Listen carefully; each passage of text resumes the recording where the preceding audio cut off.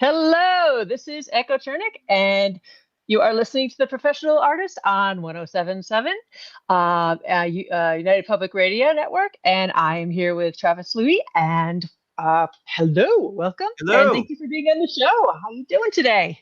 All right. All right. All Yeah. right. Sorry, we went live a few minutes late here. I have a gallery, and we had a crowd of hungry art buying people run into the studio at the last second, so I had to shoo them all out and say, "No art for you. Come back in an hour." So Yeah. Well, they'll be patient. They'll that'll be be waiting patient. outside, I know they sometimes they stand there with their face pressed against the door, and they're like we need art. We must have art. And I'm like, wait an hour. Come back in an hour. So That's they mom. hold their babies up to the window. It's kind of funny. So, but You have to kiss babies once in a while. That's like a I thing. do. I do. I give them crayons. I actually bought crayons sometimes, and I give them crayons. And then the restaurant next door complained because apparently the kids were drawing on their tables, and I got in trouble. So I was like, Well, "Oops." that's his own thing. The restaurant owner has to have their own agents of enforcement that will prevent the children from writing on the. From arting, yeah, because apparently they're like the gallery next door is giving out crayons and teaching the kids to art, and I'm like, oh, sorry guys. I was just trying to encourage the young ones to be artistic, and I got in trouble for encouraging the arting of the young ones. Well, I mean that's the name of the game. You got to get them while they're young. You have to give them. You got to give them that spark that Yes. will make them enthusiastic about creating things with their hands, visual things. No, get your kids into art. They'll never be able to afford drugs. Get them to sing or write screenplays and get an agent. I mean, all those things.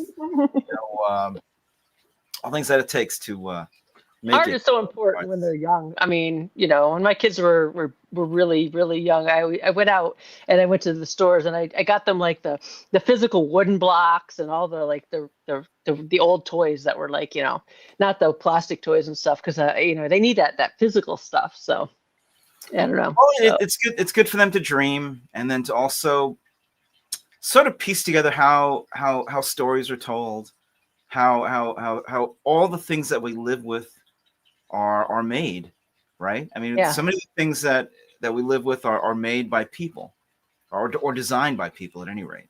So, right from a car to the handle on a door to anything, somebody had to design that.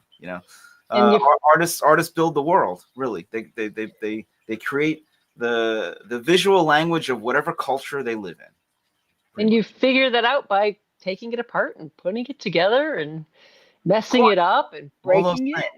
oh yeah, oh yeah. And Well, I remember when I was in grade school, some of the assignments they would give you would be like, here's some construction paper, and I want you to, make a car. Here's some glue, construction paper, some sticks. Make a car, make a train, make this, make that, and then you're looking at these shapes and you're putting things. I don't know if they do that anymore, but when I was in school, that's what they did. And I hope they do. That was great. With those little, what are they called? The Brad clips or whatever, the ones where you push through and you put the ends in so the wheels turn. Did you have to do that? Yes. All that stuff. It was. Yeah, it was I mean, they didn't hand us like, acetylene torches and like, like, oh, now forge this, nothing like that. But it was, make like some kind of, something you can glue together, something that's pretty harmless, but, sort of looks like the thing. Yeah. Yeah. So, I mean, that's just so important. So it was, I used to call it piñata technology, which is basically what was going on. It's like if you think about those objects that certain cultures burn at funerals, they want to give somebody a car in the afterlife, and they bring I don't know what culture that is, but I'm sure you've seen it.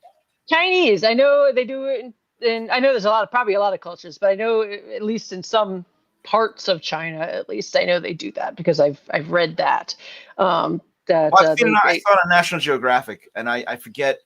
I don't remember what Southeast Asian country it was, but they were burning.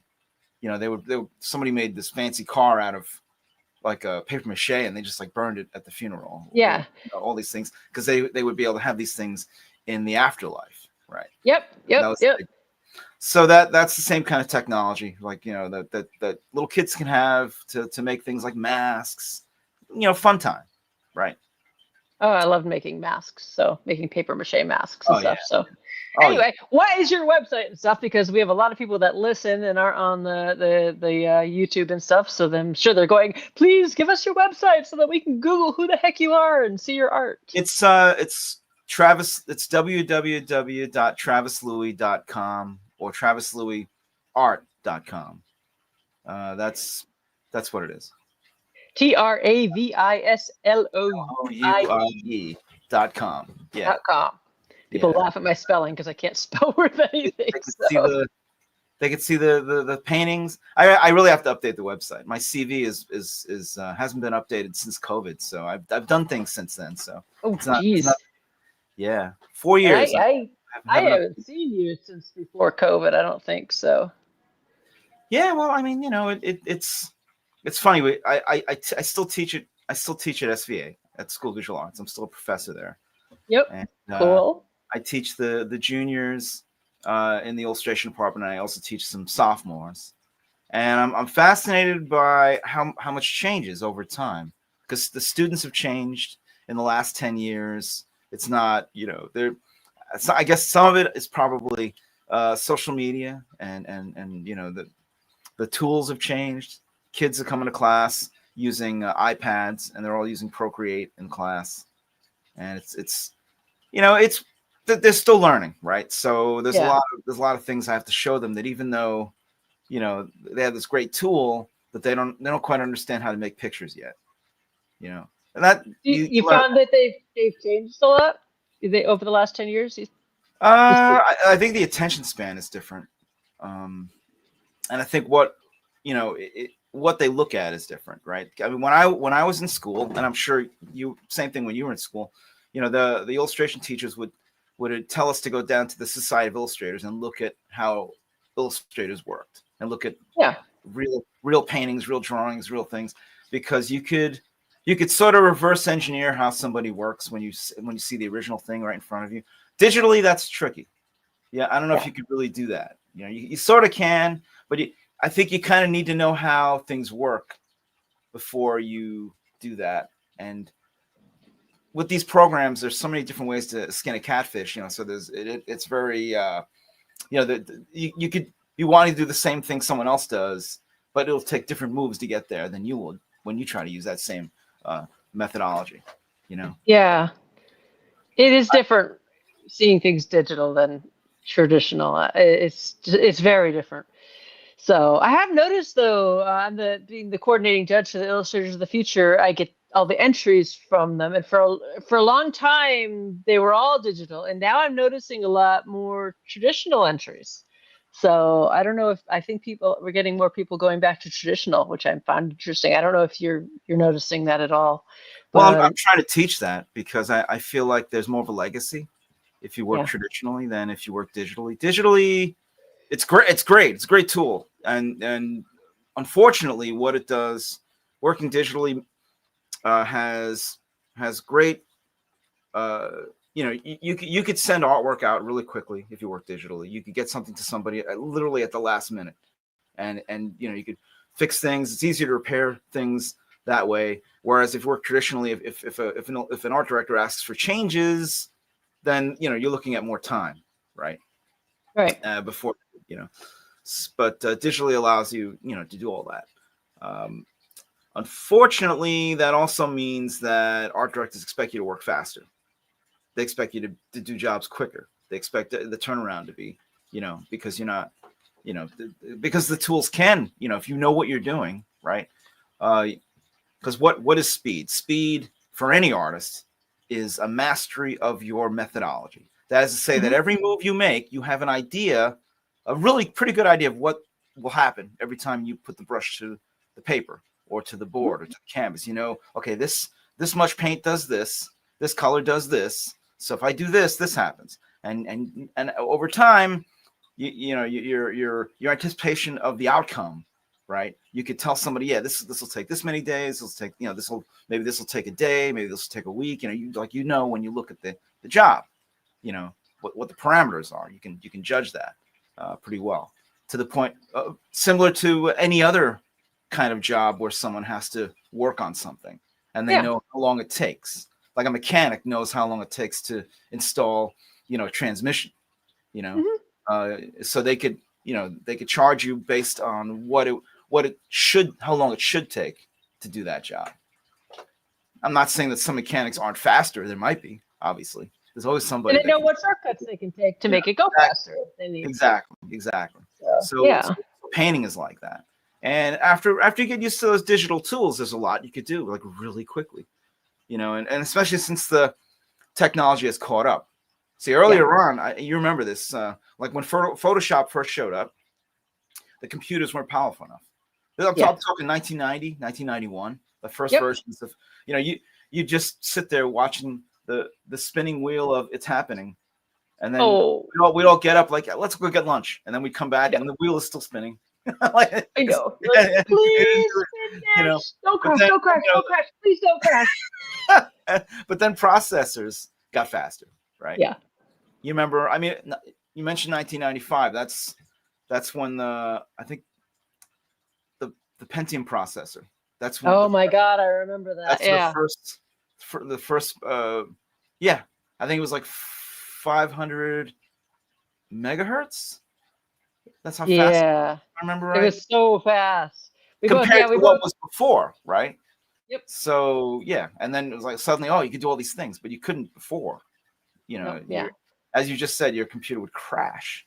Oh, it was crash. I could crash a computer like, I swear Photoshop just had a pop-up window that was like, fuck you, Echo. Fuck you, Echo. It was just like, I was just constantly crashing it. It was just, But because we both graduated from Pratt. You graduated in 1990. I graduated in 95. So yeah.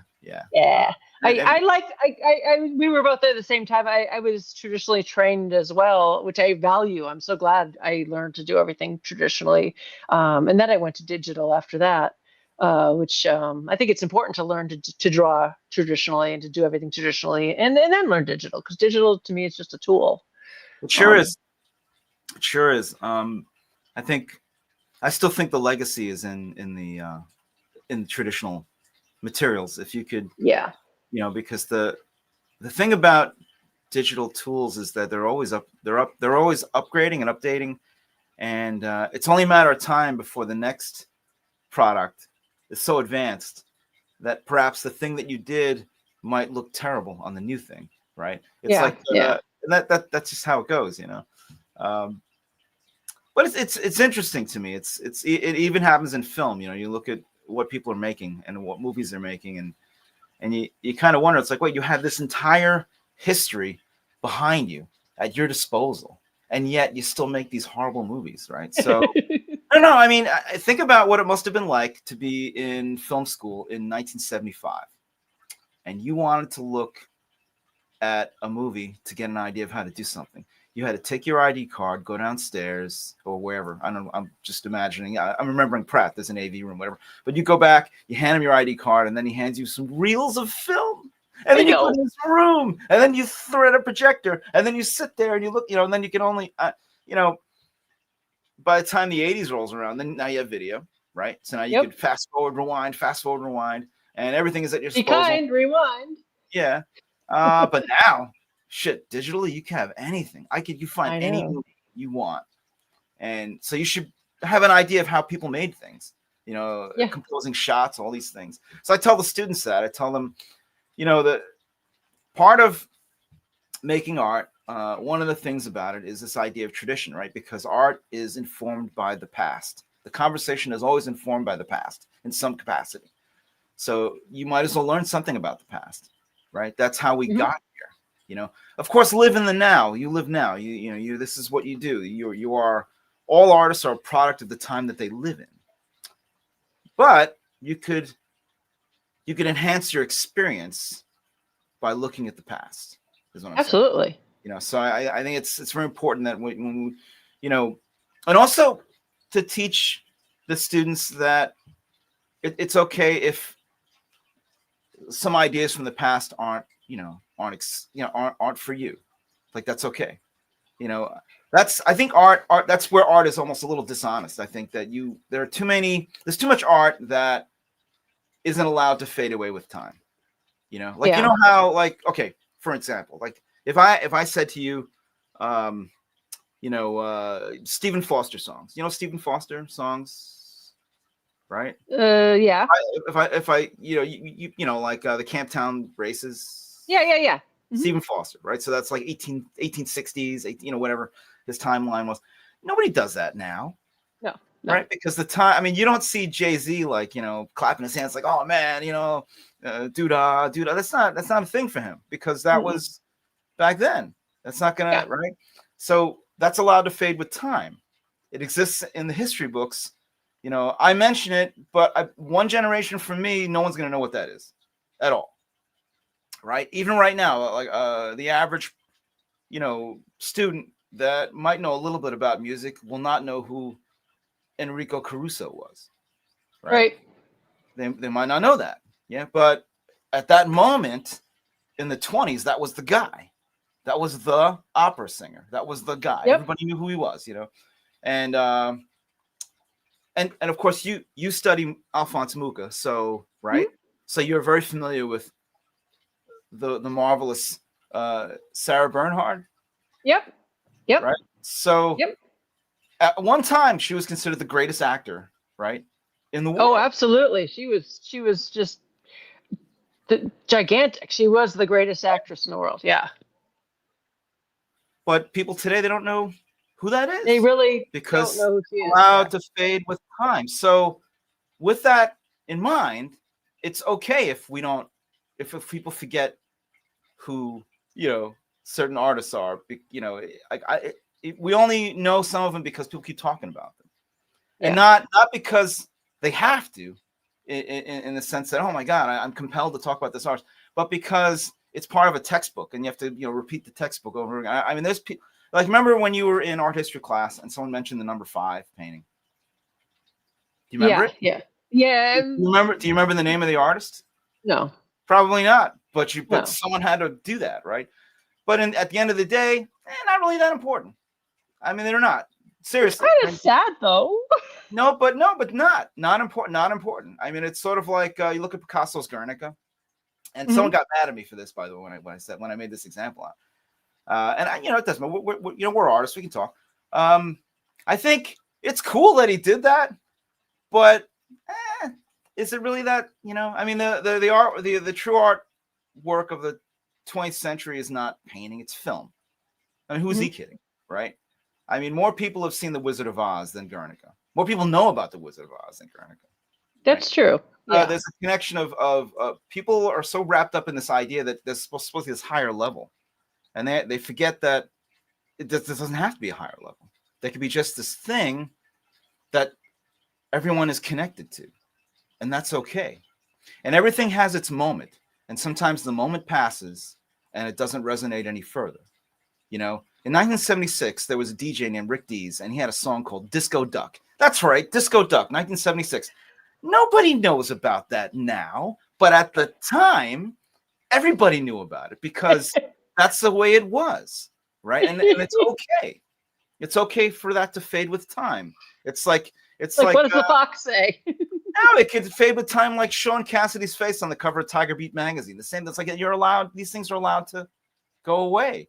But some artwork is not allowed to go away. People just keep talking about it because they feel they're compelled to, because there's money attached to it. I think that's absurd, right? So I think art should be more potent than just simply having a conversation about it. If you look at something and there's something there, and it's great. Yes, we should always, if we are teaching the history, we should mention it, that it exists. But leave it up to the people looking at it to determine whether or not it is good for them, whether or not they connect to it. Don't force it on them.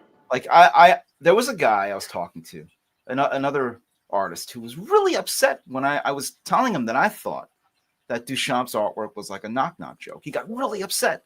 He's like, "How dare you?" I'm like, "How dare me? Look, dude, I'm in my 50s. If I think that that's just how it is.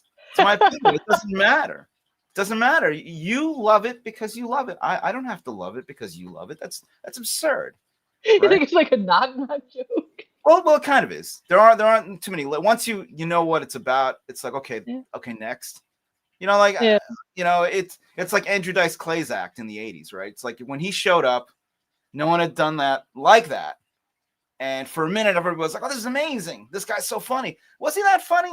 I don't think he really was. I think he was a really good entertainer. Yeah, I've said this before. I think he was in the same way that Dane Cook, I think, is a good entertainer, right? But I don't think those two guys, I don't think their material is like, no one's going to confuse those guys with like George Carlin. That's not a thing, right? Mm-hmm. But that's fine. And that's fine. You could be, which is what I tell my kids, you could be mediocre and still be successful. It's all in how you play it. It's all in attracting certain variables that will come into play that will give you some kind of success in your field. It's not always the best artist or the most skilled artist that gets the job. Sometimes it's just the right person for the job, right? Yeah.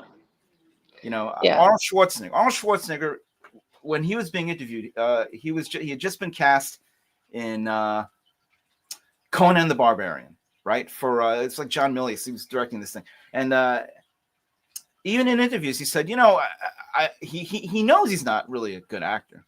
He says, but who are you going to get to play this part? Dustin Hoffman? Obviously not. You got to be the right guy for the part. And sometimes you have to match the art with the purpose, right? So if you're chosen to serve the project, then that's what you do, right? Right. So if you're an illustrator and you're bringing your work, putting your work out there, there's a couple things you want. You want your work to be cohesive, so it looks like the same person did it, because there shouldn't be a question mark like, now what is this guy going to do when I hired him? But what is he going to do? I don't know. From this piece to that piece, I have no idea what this person is going to do. But if you have a sort of cohesive, I hate to use the word style, but yes, a cohesive visual language. Even if the story in each piece is different, the subject matter might be different, but how it's interpreted, right? There's this connective visual language. Yeah. Very important. And that is why people hire people, because they want this look that they see. And that's tricky too, because sometimes you have an art director that doesn't really know what they want, but they have an idea of what they want, and they want you, with the way your stuff looks, to figure out what that is. But yeah, and it's okay to have a couple different styles. Yes. But you have to curate what you're showing them. Exactly. You can't just show them everything. Like, here's my garage sale. You have to you have to curate what you're showing them. Like, here's the look I'm showing you. Because not everybody is the right fit for the job. Mm-hmm. Simple as that, right? And that's tricky. That's always very tricky. And I try to tell my students that, because that they seem, at this stage of the game, they're very concerned with, oh man, I can't paint like that. And I was like, well, you can eventually, because it's time. You put your time in. Now, I'm not saying that you'll catch up to, someone who has a certain kind of virtuosity with the way they work. Not everybody can do that, but you can at least get a workman-like kind of skill level going. Like every artist that I've ever met, by the time they're in their 30s, they're about as good as they're going to be, as far as enough to get the job. They'll improve more, of course. Everyone's improving constantly at some point. Oh, right? yeah. They get a little better. But there's this level, usually around 30 years old. Sometimes some people hit it earlier, but usually around 30, you're like, I think it takes about 10 years to get to that level, no matter when you start. Yeah, exactly. You can start at 30, you'll get there by 40. You can start at 20, you'll get there by 30. Some people, they just have a knack, and it doesn't seem to matter. And I've met a few of them, and I'm just like, wow, this guy, no matter what he does. There was this one artist that and it's funny because while I was at Pratt, everybody knew who he was, and he was actually going to SVA. His name is Paul Komoda. That's Komoda, Paul Komoda. And that guy, when I was at Pratt, he was at SVA, and he was just killing it. I mean, we would go to the different schools and look at their junior show, their senior show. You always want to see what everyone else is doing. So I don't know about you, but that's what I would do. I did the same thing. Yeah, I had friends over there, and I'll be like, man, who is this guy? Where did he come from? And now, of course, now I'm friends with the guy, and Yeah. and I see his work all the time. And talk about a jack of all trades. That guy, he could sculpt. He's worked on motion. He's worked on movies like The Thing. He's a sculptor. So he does, and he's done all this jewelry and all these but he also is this great designer, you know, and that's amazing, right? That he could do all these things. But early on, it's like he could always do that. You know, there was no. It doesn't seem like there was I didn't watch a level go up. It's just like he was just there already. Yeah. That's kind of fascinating to me, you know. I Oh, guess it's yeah, sort of I like know. Salieri meeting Mozart. Like, holy shit, this crazy kid. Look what he can do. Isn't that amazing? Yep. Some people are just like that. Yeah. And if we're lucky enough, you know, we could sort of get there, sort of, kind of, you know. Well, we all have our own talents, so you just have to, you know. I mean, I'm find really where- good at taking naps. Sometimes, you know, you're just like, oh, I could be tired right there. Yeah, there's a pillow. That's it. I can nap anywhere. I mean, seriously. You know, I blame it on my parents. My dad was a paratrooper, and so they would take me out when I was like 5 years old, and they would put me out for a nap in the middle of the airplane field with everybody jumping out of airplanes, and they're screaming and yelling, and there's helicopters, and I've just been like, out like a light. Wow. And now, seriously, I can nap anywhere. It's just, you know, people could be putting out fires, and I'm like, oh, take a nap now. You know, just out. So, yeah. But anyway, so yeah, so you're still teaching. So you teach illustration? I do teach illustration. I teach the second-year students and the third-year students. Ooh, fun. It's fascinating because in the second year, this is the year after foundation, which is always a little weird. You know, you don't know what you're going to get because sometimes, see, foundation in every art school, I discovered that foundation is run by all the departments. Yeah. So you don't know what kind of a drawing teacher you might have. What if you have a drawing teacher that doesn't know how to draw? And that can happen. That does happen. So some of these kids I would get, I'm just baffled. I'm like, wow, this kid cannot draw anything. And I have to, in the middle of the illustration, I have to teach him how to draw. Just like, right. Yeah. And that's kind of weird, you know? Yeah. So, but that's okay. You know, everyone's methodology is different. Everyone's idea of what art is different. That's the other thing about art. Art is so many things to so many people. You know, for some people it's the finish. For others, it's the process. Right? It's and the final is not so important as the story to get that got you there. Right? Mm-hmm. And that's a thing that really doesn't fit illustration per se. Like I really can't sell that to an art director. Can't be like, well, the process. No, dude, I need the finish. You got to show me what, right? Show me what you could do.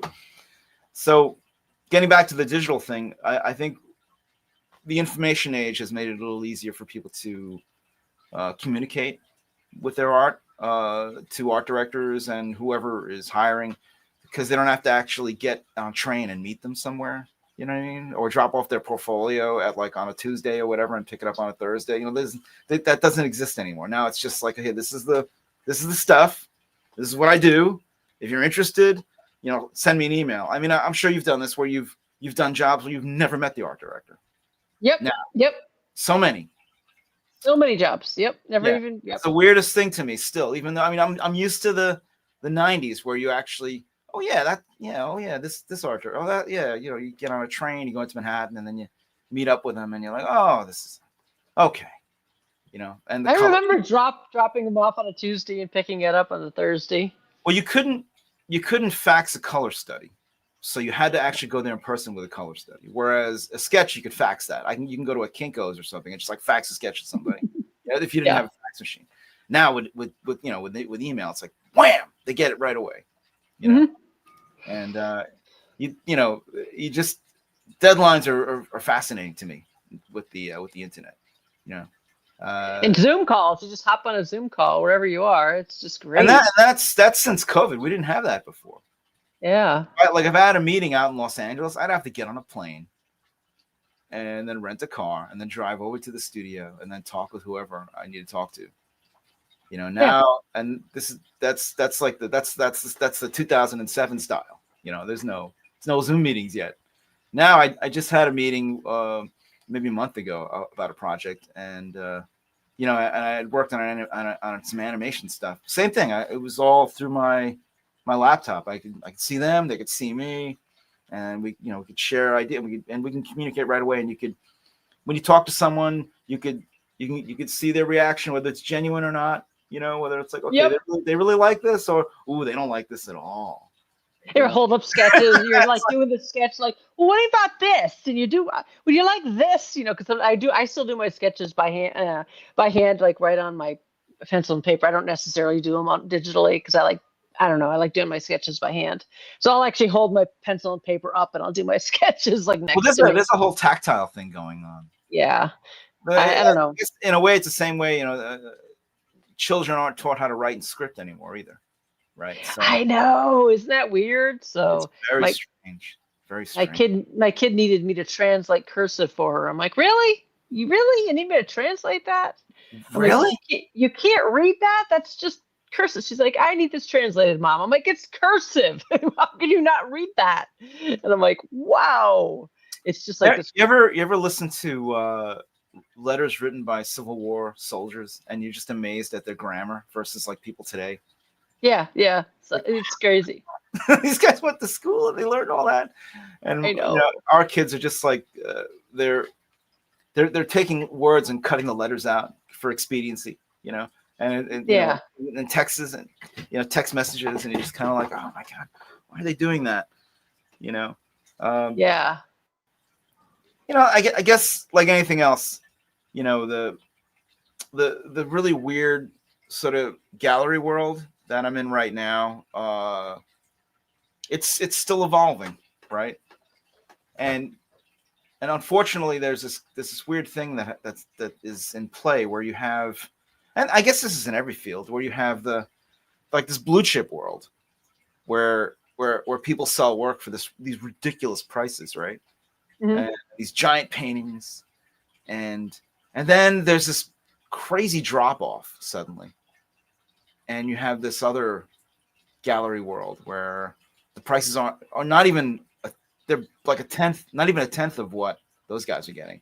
And then after that, it's like this even weirder little thing underneath, right? So it's very strange. I think the whole thing is very strange. The gallery world. I know there was a documentary about with the gallery world where they were talking about how reselling art in the gallery world and how the people that I forget what it's called, how it's basically just about the secondary market. Yeah, like the secondary market. Yeah, something like that. It was about auction prices used to boost the value of something, the perceived value of something. The perceived value, so that basically they're just using it as investment so that they can get rich and stuff like that. That's where you have the whole banana taped to the wall thing and everything. Well, so, it's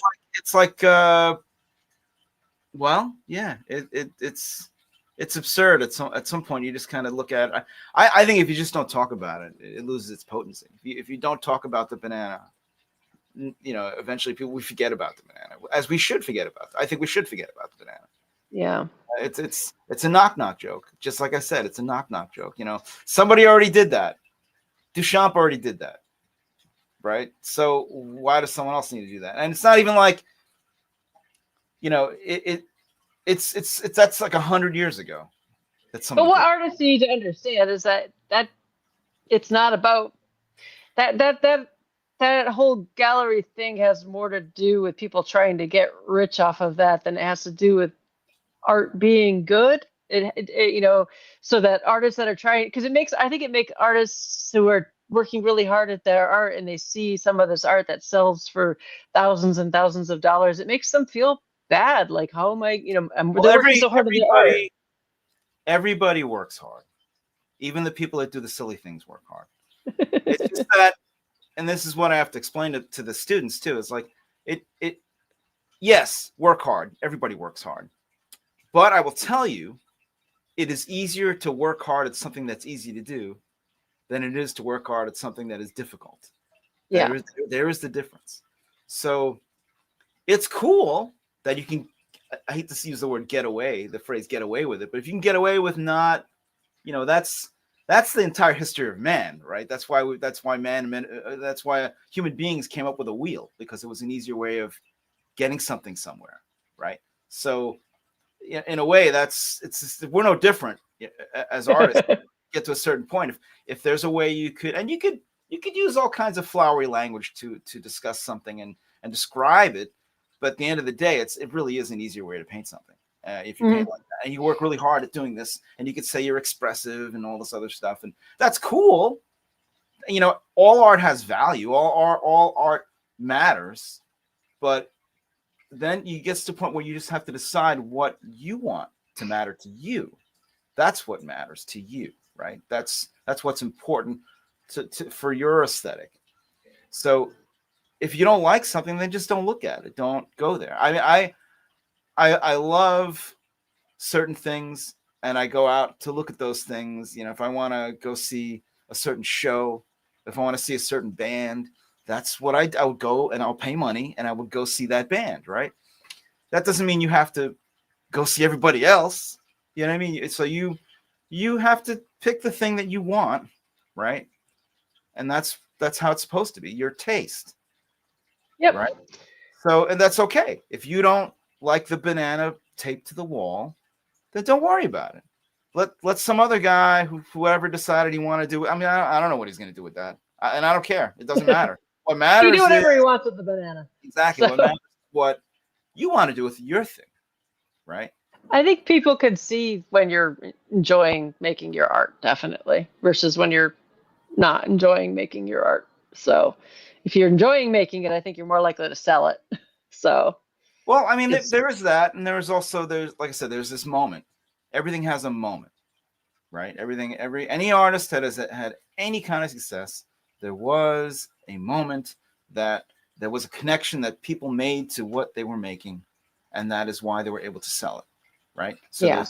you know, and it doesn't matter who you are, what it is. I mean, you know, whether it's disco duck or whatever, there's like a thing that happens, and and if you're lucky, if you're fortunate, the thing you do hitches a ride on the zeitgeist, and then you could just have major success. But that doesn't always happen either. Sometimes there's this slow and steady wins the race kind of thing, you know, and that's okay too.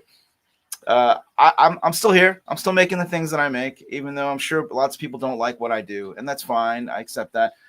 I think what I find to be absurd is when you have people that go out of their way to tell somebody that what they're doing doesn't have value. And I'm not going to do that. I mean, I think that's absurd. I think to just go out of your way. We're all trying to make a living. I don't go into a restaurant, right, and just go, man, the food here sucks. You don't do that. Who does that? That's just rude. Yeah. No. Well, Why? Why? Same thing with art. I'm not gonna do that. I'm not gonna tell somebody, oh man, because that guy. You don't. That's their thing. Don't worry about it. Do your thing. Yeah.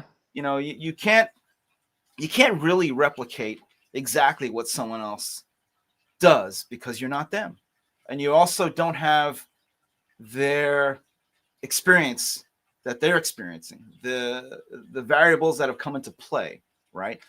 So maybe they just happen to have gone and gotten an MFA at Yale, and they met this one person that had a connection to this place, and now they're at this gallery, right?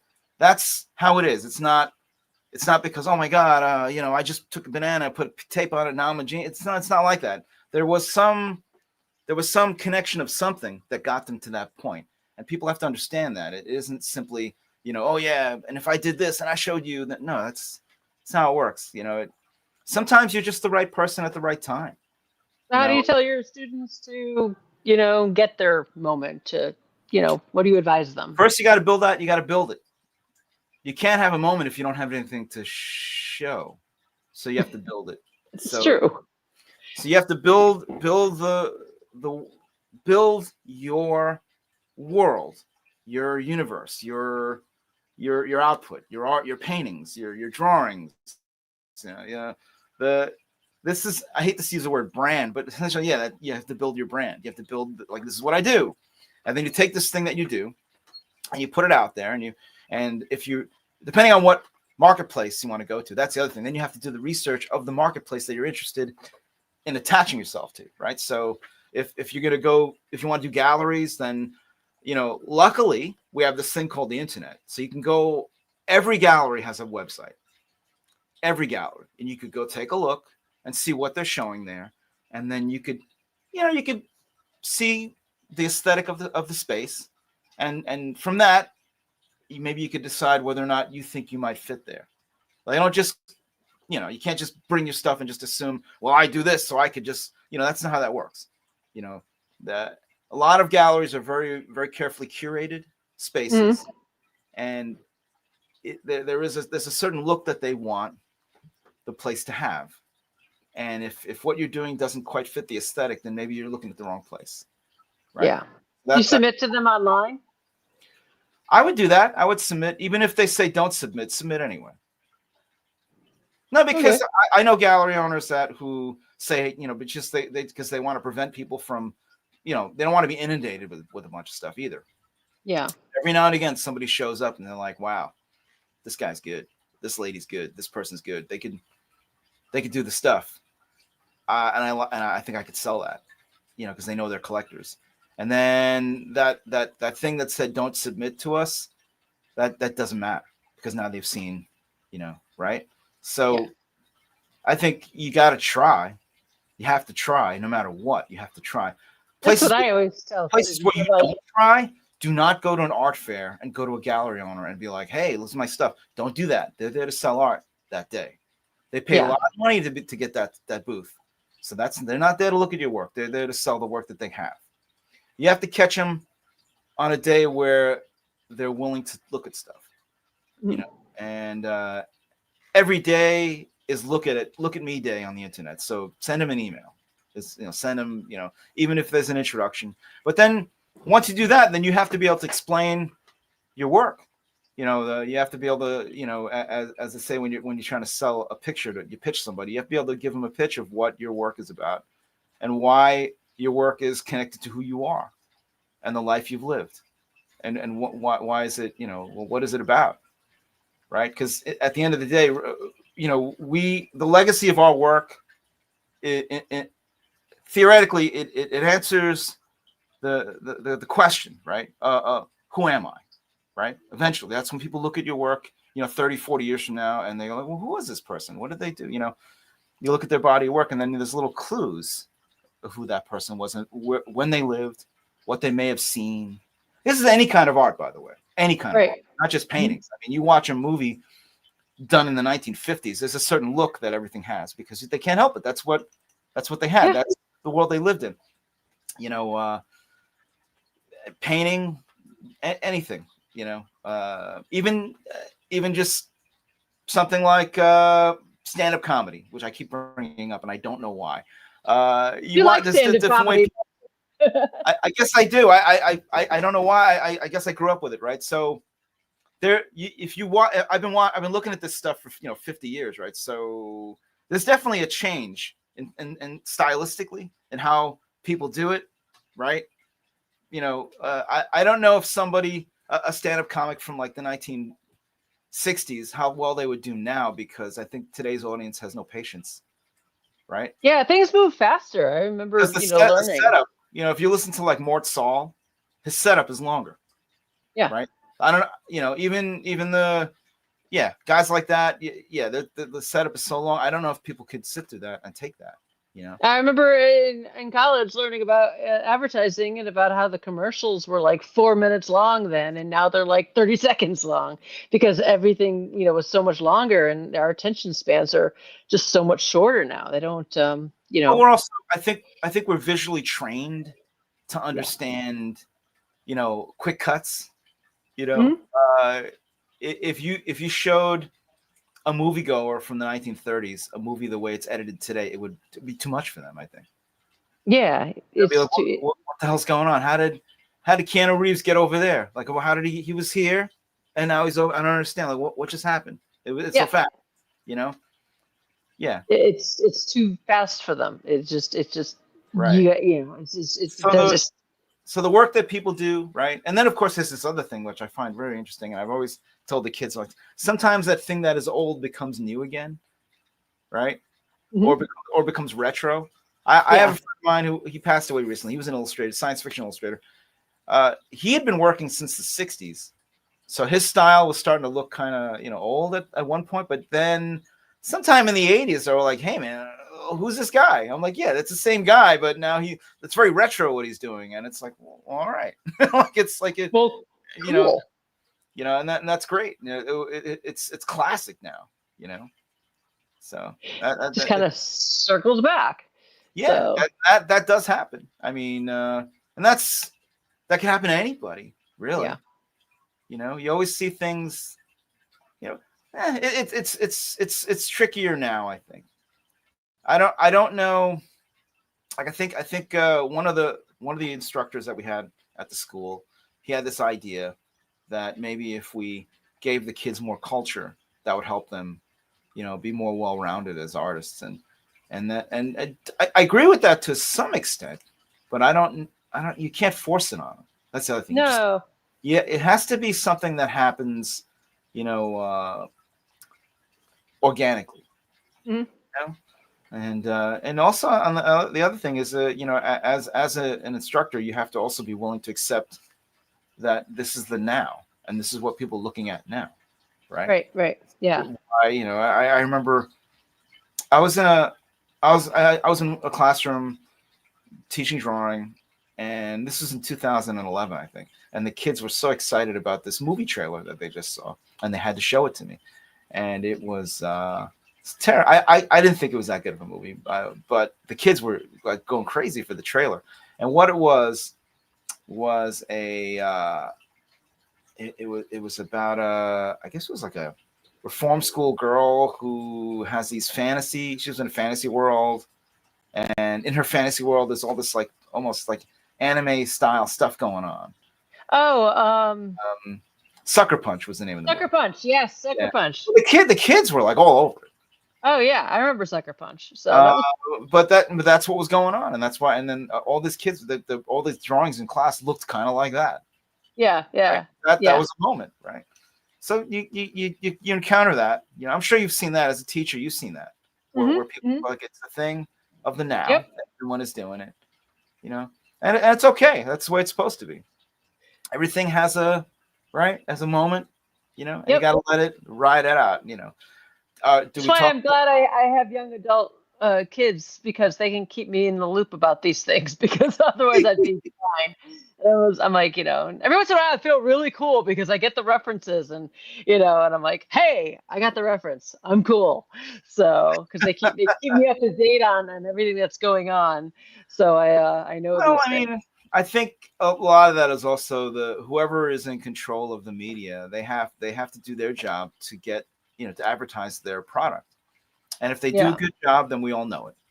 If they don't do a good job, then we don't, then there's pockets of things that we just don't know. Yeah. It used to be that in 1985, if a song was the hit song in the country, everybody knew it. Right? Oh yeah. Because you would, you'd walk into a Duane Reade or a CVS or whatever, and it would be playing on in the speaker system. You'd hear, some radio station would be playing it. In today, not so much. So you could have someone be like a star in whatever world they're in, and I might not know the song. It happens. And it's not because I'm a terrible person whose eyes are closed and ears are closed. So. Yeah, I'm sorry. Casey Kasem told you so. Countdown, remember?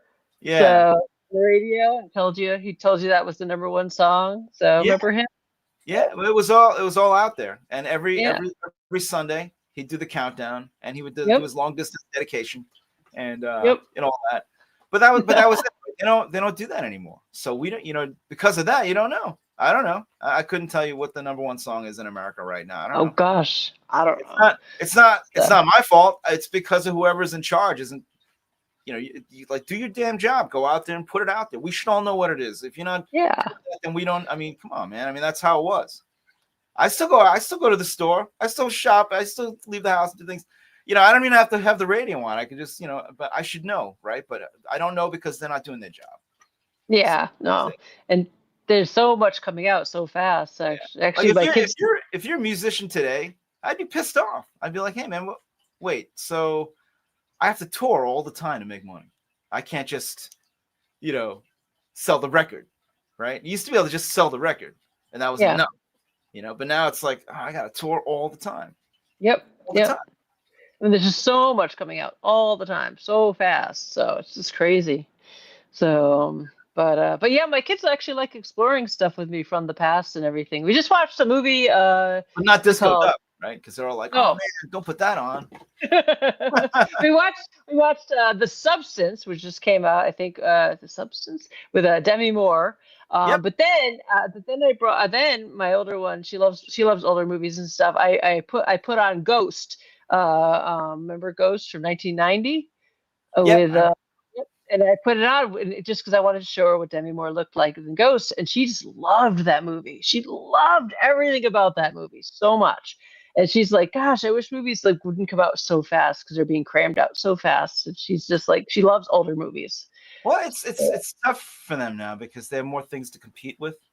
You Yeah. know, I mean, if you're, again, then in the 1970s, 1980s, early 80s, I mean, you know, there were no streaming services, right? Right.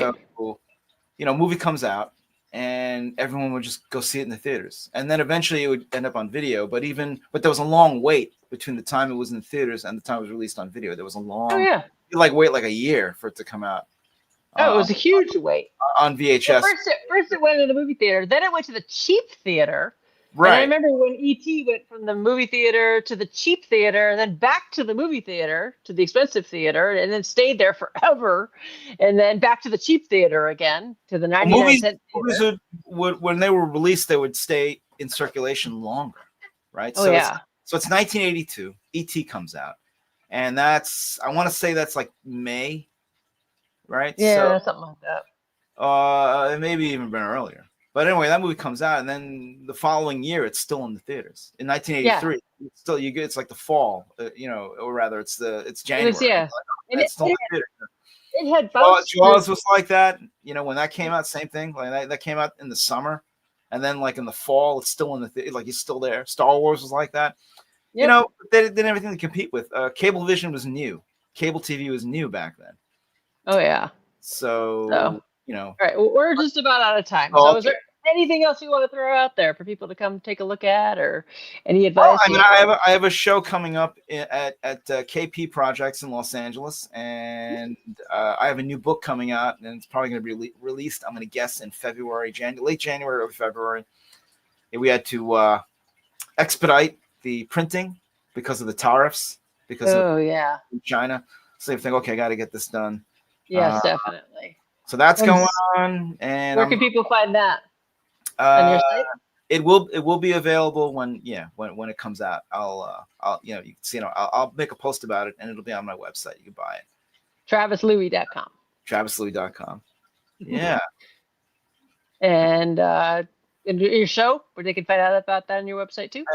Yes, that'll be just before Valentine's Day, so it's in February. Awesome. And I'm working on those paintings now, and a few dragons are going to be in the paintings because it's going to be the year of the dragon. Yes. Right? So that's important. I love your work. Your work is so awesome. We didn't even get to talk about your work. I'll have to have you on again. I'll have to have you on again so we can talk about your work more. Okay, I know. I wasn't sure what you wanted to talk about. I mean, I thought you wanted to talk to me about, because as an educator, and that's what I we kind of just played chill on this, but I didn't get to talk about your work much or your process. But we'll have to have you on again so we can do that. So this is just kind of this is just kind of a chill hour of chatting and talking art and stuff. So, and it's supposed to be kind of fun. So. Sure thing. We keep it fun. We keep it chill. So, yeah. But yeah. So, well, thank you for being on. Unfortunately, we ran out of time. Yeah. So we're having too much fun talking about cool stuff. So, all right. Well, thank you again, and thank you everyone else. You've been listening to The Professional Artist and 107.7 United Public Radio, and I will see you all next week. So, bye. Thank you again.